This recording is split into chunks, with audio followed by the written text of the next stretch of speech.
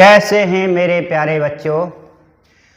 ईश्वर की कृपा से आप सभी अच्छे होंगे और मैं भी एकदम बढ़िया हूँ।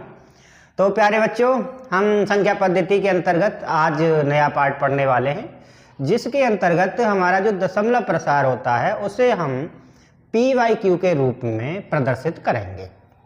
तो देखिए ये तो हमें पता है कि हमने जो दशमलव प्रसार है ये जान लिया है कि वो 3 प्रकार का होता है। पहला होता है शांत दशमलव, जिसमें दशमलव रुक जाता है, और एक जो दूसरे प्रकार का दशमलव है वो होता है न तो वो रुकेगा, अशांत दशमलव होता है, लेकिन उसमें अंकों की पुनरावृत्ति होती है, और यही दोनों परमेय संख्याएं होती हैं। इन्हीं को हम PYQ के रूप में लिख सकते हैं। तीसरे वाला जो प्रकार होता है वो अपरमेय संख्या होता है, और उसे हम PYQ के रूप में नहीं लिख सकते हैं। अगर हम उसे PYQ के रूप में लिख भी देते तो फिर वो क्या हो जाता, परमेय संख्या हो जाता है ना, जो कि पॉसिबल नहीं है।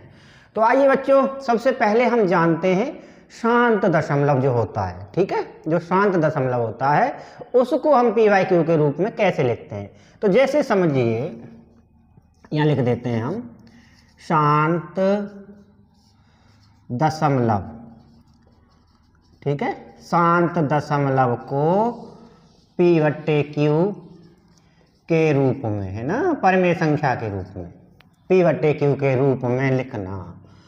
अब जैसे मान लीजिए ये जो दशमलव है हमारा एक दशमलव दिया हुआ है और वो कितना आ जाता है, 2.5 आ जाता है। ऐसे प्रश्नों को आपने पहले वाली कक्षाओं में भी हल किया है। तो देखिए कैसे लिखा जाएगा। जैसे मान लीजिए 2.5 है, यहाँ से दशमलव हटा दिया और नीचे क्या बढ़ा देते हैं, एक 0 बढ़ा देते हैं, हो गया PYQ के रूप में रिप्रेजेंट। बस अब हमें ये क्या करना है कि इसको कैंसिल आउट कर लेना है, काट लेना है किसी जिस भी पहाड़े से पड़ता है। तो सबसे पहले 5 से काटा, 5 पंजे 25 और 5 दूनी 10। तो ये जो संख्या है वो क्या आ गई, 5/2 आ गई, यानी 2 का भाग अगर हम 5 में दे रहे हैं तो हमारा 2.5 आ जाता है। एक संख्या और ले लेते हैं। जैसे मान लीजिए हमने ले लिया 3.45। अब इसको हमें PYQ के रूप में लिखना है। यहाँ से दशमलव हटा दिया, एक इधर आ गया, 2 अंक पर दशमलव था इसलिए 2 0 यहाँ पर बढ़ा देते, हो गया भाई चेंज। अब बस इसको हमें क्या करना है, काटना है। अब काटने के लिए हम क्या करेंगे, चलो 5 से ही काट देते हैं। तो पहले 5 का पहाड़ा ऊपर वाले में दिया, 345 में दिया, तो 5 सिंह कितने होते हैं, 30 होते हैं, और 5 नाम कितना हो गया, 45 हो गया। आगे 5 दूनी 10 और 0 आ गया, तो ये हमारा 69/20 आ जाता है। और इस प्रकार से हम इस संख्या को P/Q के रूप में लिख सकते हैं, और मेरे ख्याल से आप सभी को समझ में भी आ गया होगा। एक संख्या थोड़ी सी और बड़ी ले लेते हैं। जैसे वो संख्या हमारी हो सकती है 3.14267 3.14267, और इसको हम क्या करेंगे, दशमलव हटाएंगे और इसके आगे क्या कर देंगे, 0 बढ़ा देंगे। कितनी 0 बढ़ाएंगे, 1 2 3 4 5 6, 1 2 3 4 5 6, और इसको आगे हम क्या करेंगे, कैंसिल आउट कर लेंगे। पहले 2 से देंगे, फिर 1 बाई 1 करके इसको छोटी संख्याओं तक, अभाज्य संख्याओं तक हम ले आएंगे, और मेरे ख्याल से समझ में आ गया होगा। इससे संबंधित जो क्वेश्चन हैं वो आने के क्वेश्चन कम चांस होते हैं। अभी हम जो आगे करने वाले हैं वो होता है हमारा अशांत, ठीक है, अशांत आवर्ती दशमलव। अशांत आवर्ती दशमलव आ जाता है, उसको P/Q के रूप में हम किस प्रकार लिखेंगे, उसका एक पूरा प्रोसीजर होता है, और वो प्रोसीजर आज आप जानने वाले हो। तो आइए बच्चों जानते हैं। तो जैसे हम इधर आते हैं तो आप इसको क्या कर सकते हैं, राइट डाउन कर सकते हैं, और इसके बाद फिर हम इसको रफ कर देते हैं। तो बच्चों पूरे मन से आप पढ़ते रही हैं। ये जो ऑनलाइन टीचिंग चल रही हैं इनसे आपके देखो दोनों चीज़ों का बचत है। पहली बात तो आपके समय का बचत है, आपको कहीं जाना भी पड़ता है, आना भी पड़ता है, लेकिन अब आप घर पे बैठ करके बिल्कुल पढ़ सकते हो। तो देखिए अब हमने क्या लिखा, अशांत, अशांत अनावृत्ति, सॉरी, ठीक है, अशांत आवर्ती दशमलव। अनावृत्ति वाला तो क्या हो जाएगा, अपरमेय संख्या हो जाएगा, बताया नहीं आपने, देख लो। अशांत आवर्ती दशमलव, अशांत आवर्ती दशमलव का p/q के रूप में, अशांत आवर्ती दशमलव को p/q के रूप में लिखना। ठीक है बच्चों, देखते हैं।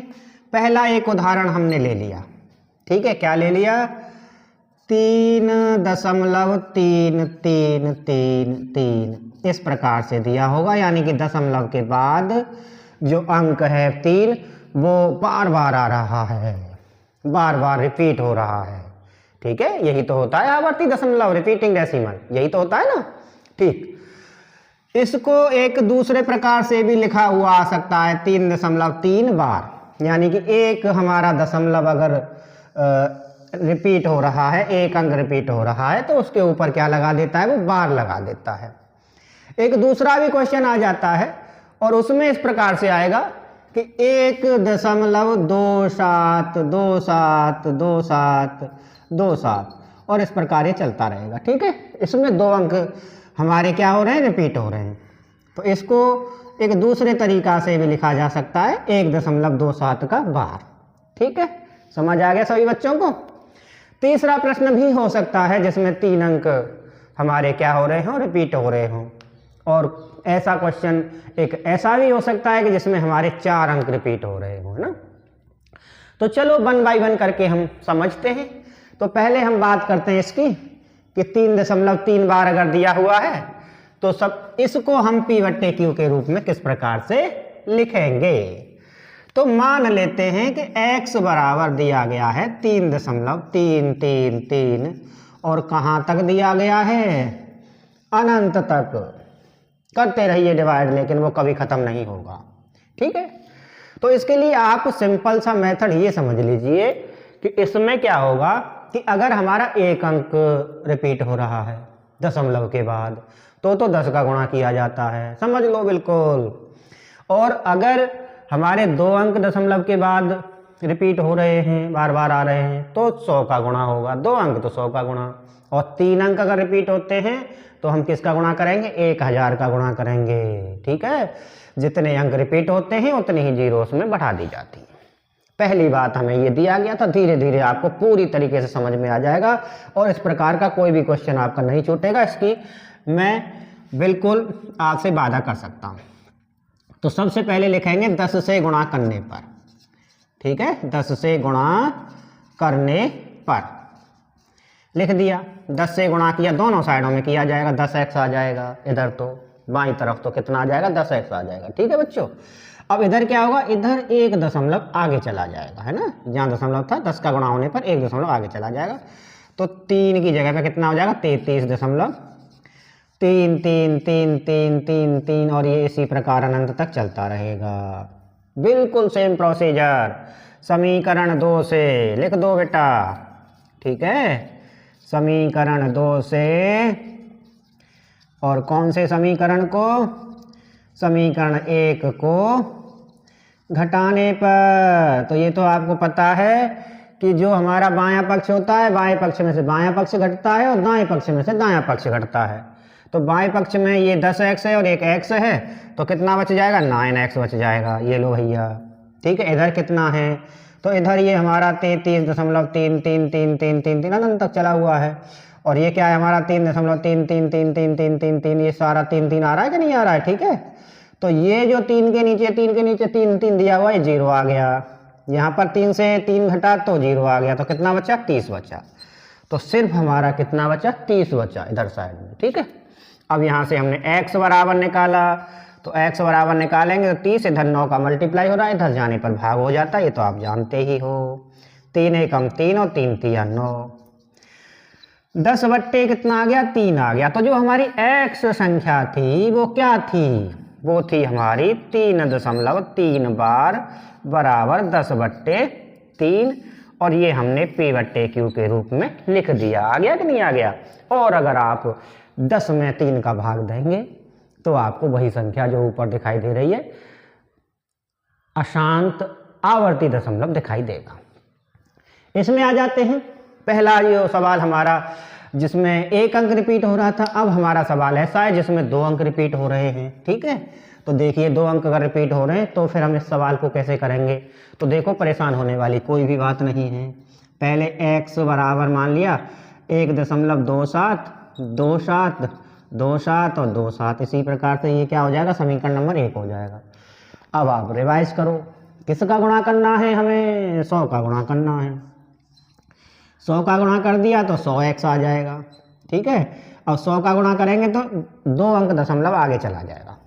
तो 1.27 था तो 127.27, 27। बहुत सरल है ये सवाल आपके, ठीक है। समीकरण 2 हो गया। अब वही चीज़ है जो हमने पहले की थी कि समीकरण 2 से कौन से समीकरण को बताओ, समीकरण 1 को घटाने पर, ये लो भाई घट गया, 100 में से 1x जाएगा तो कितना बचेगा, 99x बच जाएगा। इधर तो इधर 127 है, ये 0.27, 27 तो सेम जा रहा है। 127 में से 1 घटेगा तो 126 आ जाएगा। और x बराबर निकालेंगे तो 126 बट्टे कितना आ जाएगा, 99 आ जाएगा। और 6 और 2 8 और 1 9, इसको अगर कटता है तो काट दिया करो, है ना। तो 3 से कट रहा है, ये 3 चौक 12 और 3 दूनी 6 हो गया, ठीक है। और इसके बाद 3 तिया 9, 3 तिया 9 हो जाएगा। 3 और 3 6, और ये भी 4 और 2 6 होता है। तो फिर इसमें 3 का भाग जा रहा है ना, दे दो भाग बेटा। 3 एकम 3, 3 चौक 12 और 3 एकम 3, और ये यहाँ से आगे अब ये नहीं कटेगा।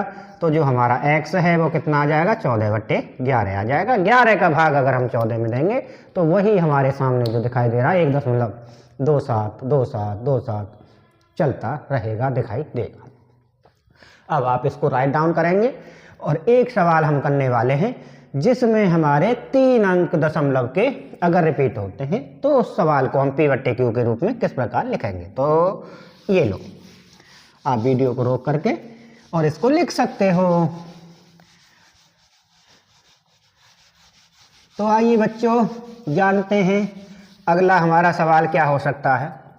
तो जैसे मान लीजिए हमारे लिए सवाल दिया गया है x बराबर, तीसरा सवाल है ना, तो x बराबर हमारे लिए दिया गया है 0.235, 0.235, 235, 235, 235 और इसी प्रकार से ये चलता हुआ हमें दिखाई देगा, ठीक है। अब हमें गुणा किसका करना है, इसमें 1000 का गुणा करना है। तो समीकरण 1 में दोनों तरफ, इसको भी लिखना अनिवार्य है, ठीक है। दोनों तरफ 1000 का गुणा करने पर हो गया गुणा। ये लो भाई, ये 1000 का गुणा इधर हो गया, इधर 1000 का गुणा होगा तो क्या होगा, 1 2 3 अंक बाद दशमलव आगे चला जाएगा, ठीक है। तो ये 235 3 अंक हो गए और दशमलव 235, 235 और 235 और 235 इसी प्रकार ये चलता रहेगा। अब क्या करना है हमें, समीकरण 2 से समीकरण 1 को घटाना है। समीकरण 2 से समीकरण 1 घटाने पर, घटा दिया तो 1000 में से जाएगा तो 999 बच जाएगा, बराबर x 999x, सॉरी। अब ये 235 दशमलव, ये सारा दशमलव की वाला तो सारा क्या हो जाएगा, देखो एक बार दिखा देते हैं हम तुम्हें। 235 दशमलव 235, 235, 235 इस प्रकार अनंत तक चला है। और ये दशमलव 235, 235, 235 ऐसे ही क्रम से क्रम कल चलता रहेगा। तो 0 बचा और इधर से दशमलव लग गया, 235 ही तो बचा। तो यहाँ से कितना आ जाएगा, 235 आ जाएगा। और x बराबर जब हम निकालेंगे तो 235 बट्टे क्या आ जाएगा, 999 हमारा आ जाएगा। और इस प्रकार से हम ऐसे सवालों को बड़ी आसानी से हल कर सकते हैं, ठीक है। समझ आ गया, कोई समस्या नहीं होगी। बस अगर 1 अंक रिपीट हो रहा है तो 10 का गुणा, और 2 अंक रिपीट हो रहे हैं तो 100 का गुणा, और 3 अंक अगर रिपीट हो रहे हैं तो किसका गुणा करेंगे, 1000 का गुणा करेंगे। इस प्रकार से हम सवालों को कर सकते हैं, ठीक है। अभी आप इसको राइट डाउन कर सकते हैं, लेकिन एक थोड़े से सवाल अलग हम करा रहे हैं आपको अभी, कि उसमें क्या है कि जैसे 1 अंक तो हमारा क्या हो गया, शांत है, यानी कि रुका हुआ है, लेकिन अगले वाले एक अंक को छोड़ करके अगले वाले अंक हमारे क्या होते हैं, रिपीट होते हैं। तो ऐसी कंडीशन में हम सवालों को कैसे हल करेंगे, ऐसे सवाल भी हमारे सामने आ जाते हैं। तो जैसे मान लीजिए एक हमारे लिए सवाल दिया गया है, x बराबर मान लिया है हमने 0.34, जैसे दिया हुआ था 0.34 पे बार, ठीक है। तो यानी 3 का नहीं 4 का अंक रिपीट हो रहा है। तो ये पहले हमने इस प्रकार से लिख लिया है और समीकरण नंबर हमारा 1 हो गया। अब एक अंक रिपीट हो रहा है तो गुणा हमारा 10 का ही होगा, बिल्कुल ध्यान रख लो। तो इसमें 10x कर दिया, यानी कि समीकरण 1 में दोनों तरफ किसका गुणा करेंगे, 10 का गुणा करने पर। एक अंक रिपीट हो रहा है इसलिए 10 का गुणा करने पर लिख दिया बच्चों। ये तो हमारा 10x आ जाएगा और ये हमारा 3.444, एक अंक आगे चला जाएगा ना, 10 का गुणा हो गया है। तो इस प्रकार से ये लिख जाएगा समीकरण नंबर 2। अब वही चीज समीकरण 2 से किसको घटाने पर, समीकरण 1 को घटाने पर, ठीक है। अब घटाया तो 10x में से 1x गया तो 9x बच गया, यानी कि बाएं पक्ष में से बायां पक्ष हमको घटाना है।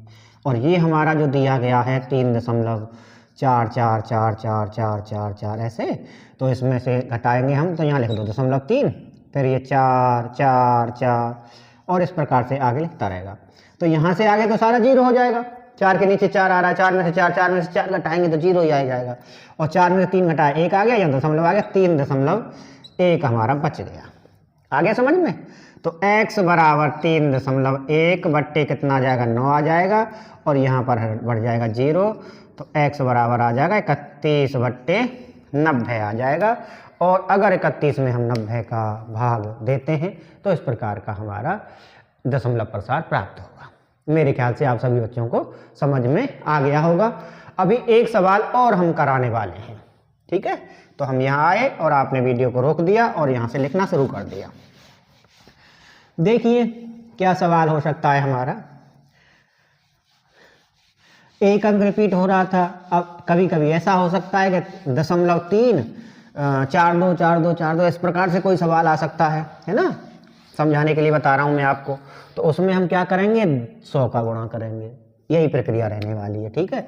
तो x बराबर 0.0002 पे क्या दिया हुआ है, बार दिया गया है, ठीक है। अब इसको हमें क्या करना है, p/q के रूप में लिखना है, ठीक है। तो देखिए बच्चों जल्दी से हम करते हैं इसको।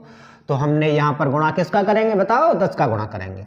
तो 10 का गुणा किया तो 10x आ गया। ये लो भाई जल्दी में कर रहे हैं, ठीक है, क्योंकि टाइम ज़्यादा हो जाता है वीडियो का, फिर आपको देखने में समस्या होती है।